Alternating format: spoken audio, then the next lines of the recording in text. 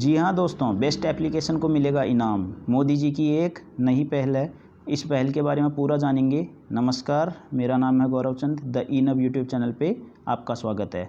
तो मेरे साथ जुड़े रहिए दोस्तों। इस वीडियो में हम को बताएंगे कि वो पहल कौन सी है और किसको इनाम मिलने वाला है, कौन इसमें पार्टिसिपेट कर सकता है।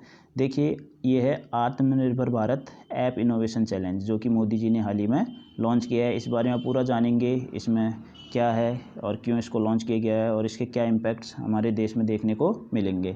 तो चलिए दोस्तों, देखिए ये द हिंदू का आर्टिकल है। इसमें मोदी जी ने लिखा गया है कि मोदी जी ने आत्मनिर्भर भारत एप्लीकेशन को क्या किया है, एप्लीकेशन चैलेंज को लॉन्च किया है, जो कि क्या है, इंडियंस के लिए है। ठीक है, इंडियन ऐप डेवलपर्स, जैसे इंडियन ऐप जो भी इंडियन एप्लीकेशंस हैं उनके जो डेवलपर्स हैं, उनमें से जो टॉप वर्ल्ड क्लास के कम्पीट करने के लायक जो भी डेवलपर्स हैं उनको और ज़्यादा प्रमोट किया जाएगा। ठीक है, और उनके लिए क्या है, यहाँ पर अवार्ड भी यहाँ पर घोषित किया गया है कि ठीक है, कैटेगरी है, first prize, second prize, third price.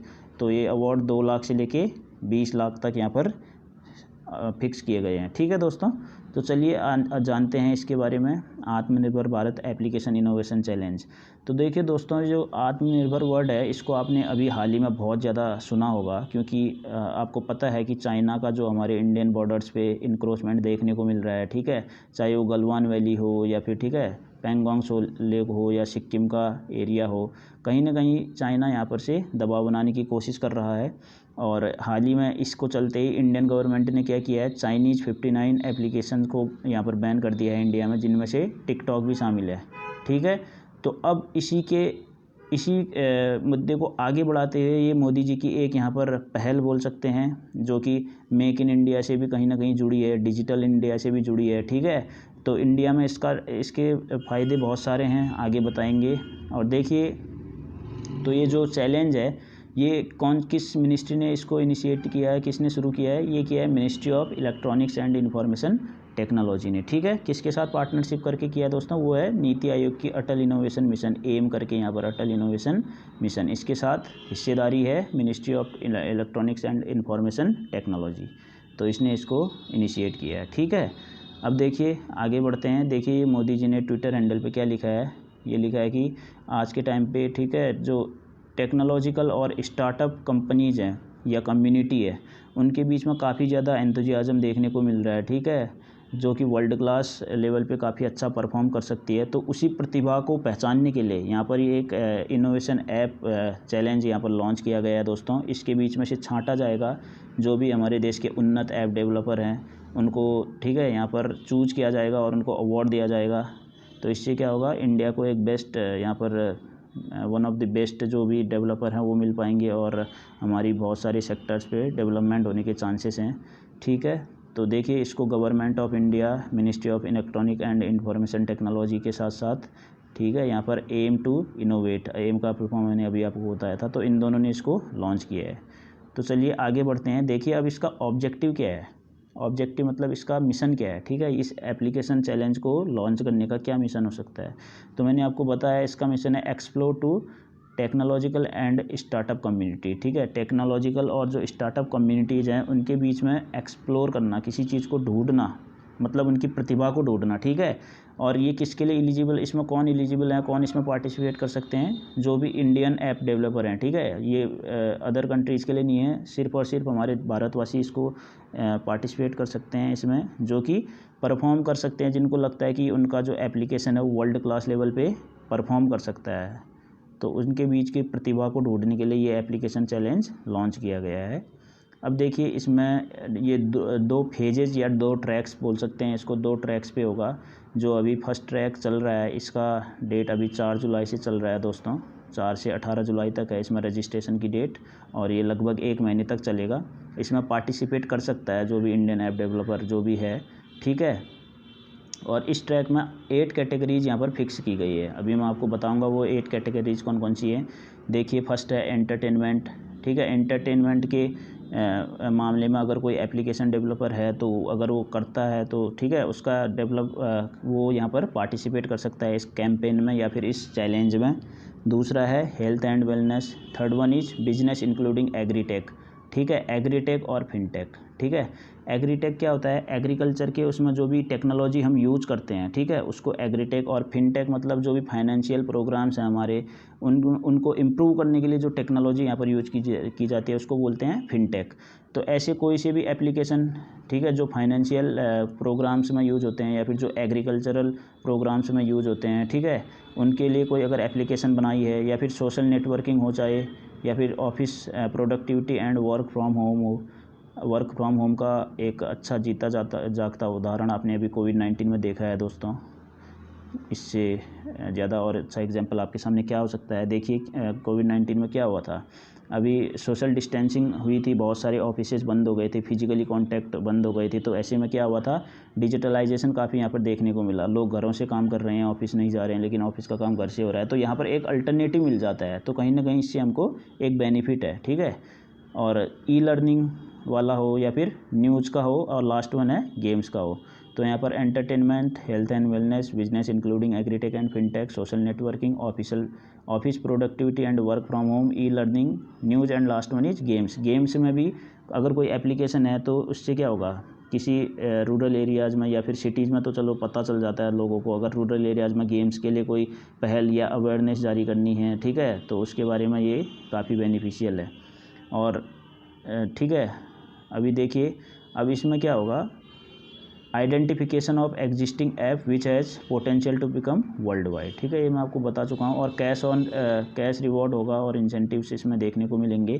Cash reward की थोड़ा मैं आपको यहाँ पर जानकारी दे दूँ, ये 2 लाख से लेके 20 लाख तक यहाँ पर फिक्स है। ठीक है दोस्तों, अब यहाँ पर सब कैटेगरीज भी फिक्स की गई हैं। ये तो 8 कैटेगरीज हैं, इसी के अंडर सब कैटेगरीज भी हैं। तो ये जो लोवेस्ट प्राइस यहाँ पर देख रहे हैं, ये सब कैटेगरीज के लिए हैं। और जो हाईएस्ट प्राइस है यहाँ पर क्या है, यहाँ पर जो 8 कैटेगरीज हैं इनके लिए। ठीक है, इनके बीच में बहुत सारी और प्राइस वैल्यू है, 2 से लेके 5 लाख, ऐसे 5 से लेके 10, 10 से 20। तो कुल मिला के सब कैटेगरी और कैटेगरीज में 2 से 20 लाख तक का यहाँ पर आपको प्राइस वैल्यू मनी देखने को मिलेगी। और देखिए, ये 1 महीने में कंप्लीट होने वाली है, और 4 जुलाई से और 18 जुलाई के बीच में इसके रजिस्ट्रेशन शुरू हो चुके हैं। जो भी पार्टिसिपेंट है इसमें रजिस्ट्रेशन कर सकता है।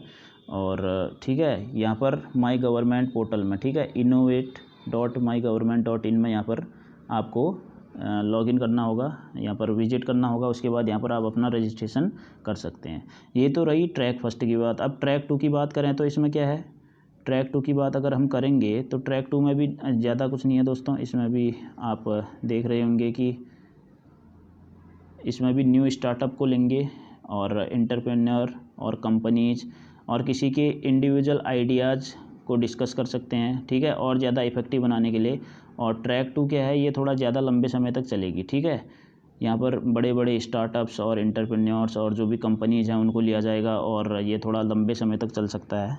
अभी हालांकि इसमें मिनिस्ट्री ने अभी लॉन्च नहीं किया, इसकी डेट कब है, तो बाद में इसको लॉन्च कर दिया जाएगा, जैसे ये ट्रैक फर्स्ट अभी कंप्लीट होता है उसके जस्ट बाद। ठीक है दोस्तों, अब देखिए यहाँ पर हम बात करेंगे इम्पैक्ट्स ऑफ दिस इनिशिएटिव। इस इनिशिएटिव के जो ये पहल मोदी जी ने चालू की है, जो शुरू की है, इसके क्या क्या इम्पैक्ट्स हो सकते हैं। ठीक है, तो फर्स्ट इम्पैक्ट तो यहाँ पर आपको देखने को मिल रहा होगा एंटी चाइना, यानी सीधे सीधे हम चाइना को टक्कर दे सकते हैं। हालांकि अभी 59 चाइनीज़ एप्लीकेशन ही बंद हुए हैं। अभी बहुत सारे, जैसे पबजी है, ये भी चाइनीज़ एप्लीकेशन है, इसको अभी बंद नहीं किया गया है। जैसे ही गेम के सेक्टर में हमारा कोई इंडियन एप्लीकेशन डेवलपर अभी डेवलप करेगा, तो इस एप्लीकेशन को भी बंद करने की संभावना बढ़ जाएगी। कहीं ना कहीं हम चाइना ही नहीं, और देशों को भी हम अपने, ठीक है, अगर हमारा खुद का एप्लीकेशन होगा तो हमको दूसरे देशों के एप्लीकेशन को यूज़ करने की ज़रूरत नहीं पड़ेगी, और कहीं ना कहीं हमारे लिए बहुत ज़्यादा बेनिफिशियल साबित होगा। और दूसरी बात है डेवलपमेंट इन टेक्नोलॉजिकल सेक्टर। अब डिजिटलाइजेशन आएगा तो दोस्तों टेक्नोलॉजिकल सेक्टर में तो डेवलपमेंट आएगा ही ना। कोई चीज़ आप फिजिकली कर रहे हैं, सपोज़ ऑफिसों में देख लीजिए, अगर फाइल को आप जा रहे हैं डेली ऑफिस, कोई चीज़ हार्ड कॉपी यहाँ पर आप बना रहे हैं, लेकिन अगर सॉफ्ट कॉपी बनने लगी और एप्लीकेशन से बहुत ज़्यादा काम आने लगा, तो क्या होगा, टाइम तो आपका बचेगा ही बचेगा, और आपको ईज भी मिलेगा। एक आपको बेनिफिट ये होगा कि आप कम टाइम पे कर पाएंगे, और आपके लिए एक ईजीनेस आएगी यहाँ पर। ठीक है, दूसरा है good way of mass communication. ठीक है, एक बहुत अच्छा वे है मास कम्युनिकेशन में। अच्छा, फिजिकली आप किसी को अगर पढ़ा रहे हैं तो कितने लोगों को आप मैक्सिमम एक बार में पढ़ा सकते हैं, ज़्यादा से ज़्यादा 100, 300, 500, उससे ज़्यादा एक क्लास में आप नहीं पढ़ा सकते। लेकिन अगर यहाँ पर हम डिजिटलाइजेशन कर रहे हैं एजुकेशन के सेक्टर में, एक 8वें सेक्टर पे वहाँ पर था ना दोस्तों, उस समय ई लर्निंग भी है। ई लर्निंग का मतलब है इलेक्ट्रॉनिकली आप वहाँ पर लर्निंग दे रहे हैं किसी को, तो यहाँ पर आप मास कम्युनिकेशन करेंगे, बहुत सारे लोगों को आप एक साथ पढ़ा सकते हैं, वो कितने ही भी पूरे इंडिया के लोग आपसे जुड़ सकते हैं, ठीक है, और आप अवेयरनेस लोगों में फैला सकते हैं। तो इससे बहुत ज़्यादा एजुकेशन का डेवलपमेंट आएगा। और अवेयरनेस किस सेक्टर में फैला सकते हैं, सपोज़ स्पोर्ट्स का सेक्टर है। एजुकेशन में तो आजकल आपको दिख ही रहा है कि जैसे यूट्यूब पे बहुत सारी एजुकेशन की वीडियोज़ आती हैं, जैसे हमारा द इनफ चैनल भी आपको प्रोवाइड कर रहा है। और स्पोर्ट्स के मामले में जैसे मोदी जी ने इसमें बोला कि स्पोर्ट्स के मामले में गेम्स के बारे में लोगों को बहुत ज़्यादा पता नहीं है, तो रूरल एरियाज़ में भी या फिर सिटीज़ में भी कभी कभी ऐसा होता है कि गेम्स के बारे में पता नहीं है, उसके लिए अवेयरनेस फैलाई जाएगी, ठीक है। और एजुकेशन तो है ही है। और जैसे एफिशिएंसी, एक पॉइंट है यहाँ पर एफिशिएंसी, मोर एफिशिएंसी, ठीक है, वही काम कम टाइम में कर रहा है और एफिशिएंसी ज़्यादा आ रही है एप्लीकेशन के, जो यहाँ पर डिजिटलाइजेशन यहाँ पर देखने को मिला है उसकी वजह से, तो ये मोर एफिशिएंट है, ठीक है।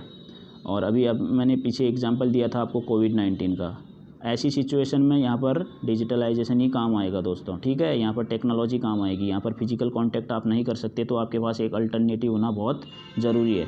तो इन सब चीज़ों से यहाँ पर एक हमको जो सबसे बड़ा बेनिफिट मिलता है, इकोनॉमिकल बेनिफिट तो मिलता ही है।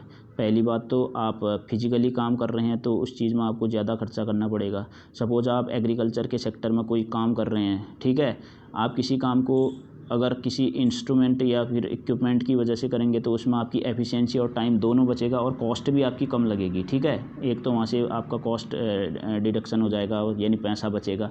और दूसरी बात, अगर आप सपोज़ कोई एप्लीकेशन यूज़ कर रहे हैं इंडिया का, तो कहीं ना कहीं हमारे इंडिया में ही उसका पैसा लगेगा, रेदर देन अगर आप किसी कंट्रीज़ का एप्लीकेशन यूज़ कर रहे हैं। जैसे टिकटॉक अभी तक यूज़ कर रहे थे तो चाइना उसमें रुपया उसको मिल रहा था। अब अगर हम ठीक है सेल्फ रिलायंट बनेंगे, अपने ही मेड इन इंडिया के जो प्रोडक्ट्स हैं उनको यूज़ करेंगे, तो कहीं ना कहीं हमारे भारत देश को इससे बहुत बड़ा फ़ायदा होने वाला है। तो ये मुझे लगता है कि मोदी जी की बहुत अच्छी पहल है, एक नीति इसको बोल सकते हैं, दूसरे देश को बॉयकॉट करने की, या फिर आप बोल सकते हैं अपने आप को और अधिक सक्षम बनाने की, और सेल्फ रिलायंट इंडिया के एक फ्यूचर जो हमने सोचा है उसको साकार करने की। तो दोस्तों मुझे लगता है कि मैं इस वीडियो को आपको समझा पाया हूँ, और अगर आपको ये वीडियो पसंद आया तो नीचे लाइक कीजिए और कमेंट बॉक्स में भी लिखिए अपने विचारों को। और तब तक के लिए धन्यवाद, मिलते हैं आपसे अगली वीडियो में।